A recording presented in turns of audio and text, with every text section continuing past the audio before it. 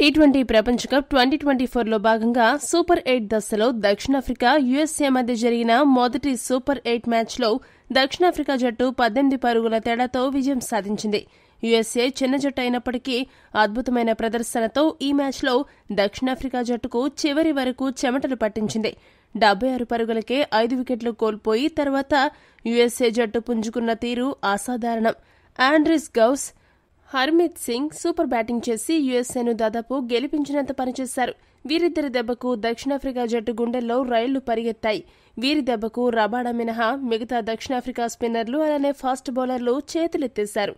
Rabada మాత్రం super బౌలింగ్తో USA జట్టును అడ్డుకుని దక్షిణాఫ్రికా గెలుపుని ఖాయం చేశాడు. ఈ రోజు మ్యాచ్లో రబాడా గనుక ఆ స్థాయిలో బౌలింగ్ చేయకపోయుంటే దక్షిణాఫ్రికా జట్టు ఖచ్చితంగా ఓడిపోయేది. చివరి 3 ఓవర్లలో 50 పరుగులు చేయాల్సి ఉన్నప్పుడు సంసీ వేసిన 18వ ఓవర్లో యుఎస్ఏ ఏకంగా 22 పరుగులు సాధించి దుమ్ము రేపింది. దీంతో యుఎస్ఏ గెలుస్తుందేమో అనే టెన్షన్ దక్షిణాఫ్రికాకు మొదలైంది.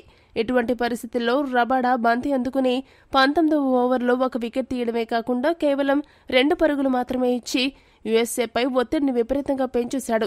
దీంతో యుఎస్ఏ ఒత్తిడికి చిత్తయి ఓటమి పాలైంది. అలా రబాడా దెబ్బకు యుఎస్ఏ చివర్లో గడబిడయ్యి ఓటమిని మూటగట్టుకుంది. అలా దక్షిణాఫ్రికా జట్టు మార్కరం నాయకత్వంలో సూపర్ 8 దశలో ఆడిన మొదటి మ్యాచ్లోనే యుఎస్ఏపై విజయం సాధించి బోనీ కొట్టింది. ఇక ఈ మ్యాచ్లో డికాక్ 26 బంతుల్లో అర్ధ సెంచరీ సాధించి దక్షిణాఫ్రికా తరపున టీ20 ప్రపంచ కప్ చరిత్రలో అత్యంత వేగంగా అర్ధ సెంచరీ సాధించిన ఆటగాడిగా చరిత్ర సృష్టించాడు. ఈ ప్రపంచ కప్లో అసాధారణమైన ప్రదర్శన చేసిన జట్టేదైనా ఉంది అంటే అది యుఎస్ఏ అని చెప్పక తప్పదు. యుఎస్ఏ జట్టును గనుక ఏమాత్రం సానబెట్టినా రాబోయే కాలంలో చాలా పెద్ద జట్టుగా మారే అవకాశం ఉంది. అదే సమయంలో పెద్ద పెద్ద జట్లకు కూడా షాక్ ఇచ్చినా ఆశ్చర్యపోనవసరం లేదు. ఇక ఈ మ్యాచ్ హైలైట్స్ విషయానికి వస్తే టాస్ గెలిచిన యుఎస్ఏ జట్టు మొదట బౌలింగ్ చేయాలని నిర్ణయించుకుంది. ఈ మ్యాచ్లో దక్షిణాఫ్రికా జట్టు ఆరంభంలో చాలా నెమ్మదిగా ఆడింది. బ్యాటింగ్కు దిగిన దక్షిణాఫ్రికా జట్టుకు 3వ ఓవర్లోనే ఎదురుదెబ్బ తగిలింది. దక్షిణాఫ్రికా ఓపెనర్ రీజా హెండ్రిక్స్ 11 పరుగులు మాత్రమే చేసి నేత్రవల్కర్ బౌలింగ్లో పెవిలియన్ చేరాడు. మొదటి వికెట్ పడ్డ తర్వాత మరో ఓపెనర్ డికాక్ అలానే వన్డౌన్లో వచ్చిన మార్కరం అసలైన ఆటను చూపించారు. ఈ ఇద్దరు కలిసి రెండో వికెట్కు ఏకంగా 116 పరుగుల సెంచరీ భాగస్వామ్యాన్ని నెలకొల్పారు. వీరిద్దరూ ఇంత అద్భుతంగా ఆడడంతో దక్షిణాఫ్రికా స్కోర్ బోర్డు పరుగులు పెట్టింది. ముఖ్యంగా డికాక్ 185 స్ట్రైక్ రేట్తో సిక్సర్లు, బౌండరీలు బాదుతూ పరుగుల వరద పారించాడు. 40 బంతుల్లో 5 సిక్సర్లు, 7 బౌండరీల సాయంతో 74 పరుగులు చేశాడు. అతడికి తోడుగా మార్కరం 144 స్ట్రైక్ రేట్తో 32 బంతుల్లో 46 పరుగులు చేశాడు. వీరిద్దరూ ఇంత అద్భుతంగా ఆడడంతో దక్షిణాఫ్రికా స్కోర్ చాలా సులభంగా 200 దాటుతుందని అందరూ అనుకున్నారు. ఇటువంటి పరిస్థితుల్లో డికాక్ అలానే మార్కరం అవుట్ అయ్యాక స్కోర్ బోర్డు కొద్దిగా నెమ్మదించింది. యుఎస్ఏ బౌలర్లు డెత్ ఓవర్లలో కట్టుదిట్టంగా బౌలింగ్ చేశారు. David Miller golden duck out అవ్వగా ట్రిస్టన్ స్టబ్స్ 16 బంతుల్లో 125 స్ట్రైక్ రేట్తో 20 పరుగులు మాత్రమే చేశాడు. క్లాసేన్ మాత్రం 22 బంతుల్లో 164 స్ట్రైక్ రేట్తో 36 పరుగులు చేశాడు. స్టబ్స్ మరింత దూకుడుగా ఆడి ఉంటే దక్షిణాఫ్రికా స్కోర్ ఇంకాస్త పెరిగి ఉండేది. క్లాసేన్ 3 సిక్సర్లు బాదగా ట్రిస్టన్ స్టబ్స్ 2 బౌండరీలు మాత్రమే బాదాడు. యుఎస్ఏ బౌలర్లలో నేత్రవల్కర్ మరోసారి అద్భుతంగా బౌలింగ్ చేశాడు. 4 ఓవర్లకు గాను 21 పరుగులు మాత్రమే ఇచ్చి 2 వికెట్లు పడగొట్టాడు.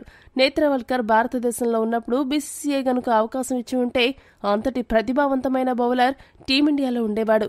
కానీ బీసీసీఐ టాలెంట్ను ప్రోత్సహించడంలో ఎంత వెనుక ఉంటుందో అందరికీ తెలిసిందే.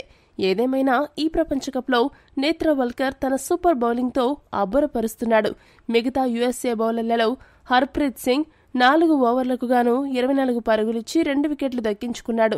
195 పరుగుల విజయలక్ష్యంతో బరిలోకి దిగిన యుఎస్ఏ జట్టుకు ఆ జట్టు ఓపెనర్ స్టీవెన్ టైలర్ మెరుపు ఆరంభాన్నిచ్చాడు.